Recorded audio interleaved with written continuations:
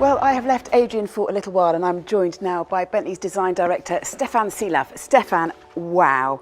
Talk me through the two seats in the Bacalar design, which is fantastic. Thank you, Vicky. I think our aim was to portray Grand Touring at its most exhilarating.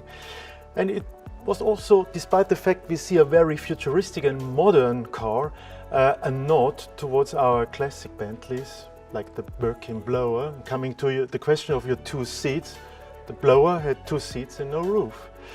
And when you look at the seats and imagine the driver and the passenger, they are surrounded by the exterior, almost like a scarf, cocooned by the exterior of the Bacalar. And another idea was also to give a salute to our coach building department, Bentley Mulliner.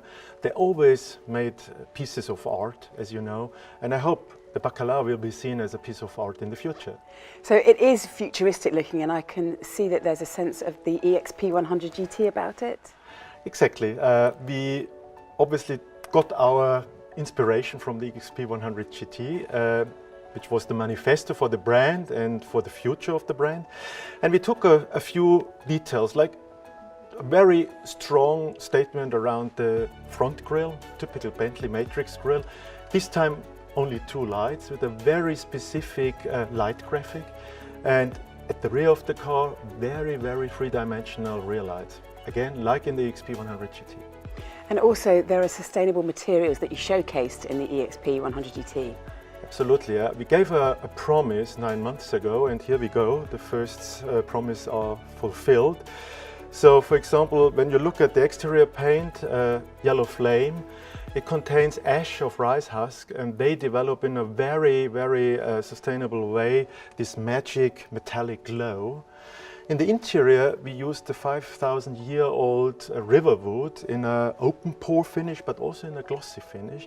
And to add on, we also used woolen tweed from the Scottish borders. Now, you must have many favourite items in there, but which is your most favourite, do you think? Well, the most favorite one, I think, is what we have done with the embroidery in the seats. Embroidery is a craftsmanship we develop for our customer in the factory for many, many years, and we deliver it to them. They are happy with it, and we reinvented it on a higher level, and again made a very, very modern statement. Oh, thank you so much, Stefan. I think it looks incredible. Well done.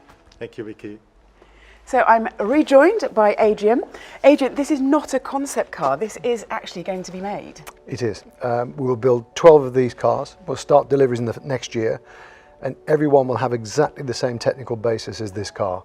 But you can fully expect that from the customers that buy these cars, they will choose trims and paints and different features to be totally individualistic. But the car is real, and we're very proud of it. So could I be one of the 12 owners of one of these? Sadly, again, they're all pre-sold.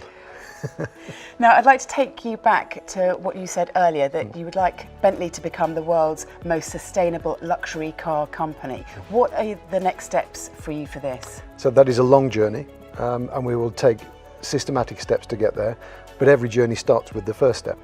So we've already shown the Bentayga hybrid. We'll hybridize every car in our range.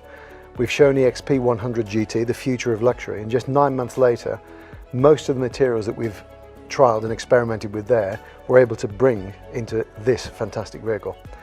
And it will be built in a carbon neutral factory. But over the next 2 weeks, we'll be making more announcements about that journey to become the most sustainable luxury car company. So watch this space. Yes, indeed, we will. Thank you so much, Adrian. Thank you. And thank you, ladies and gentlemen.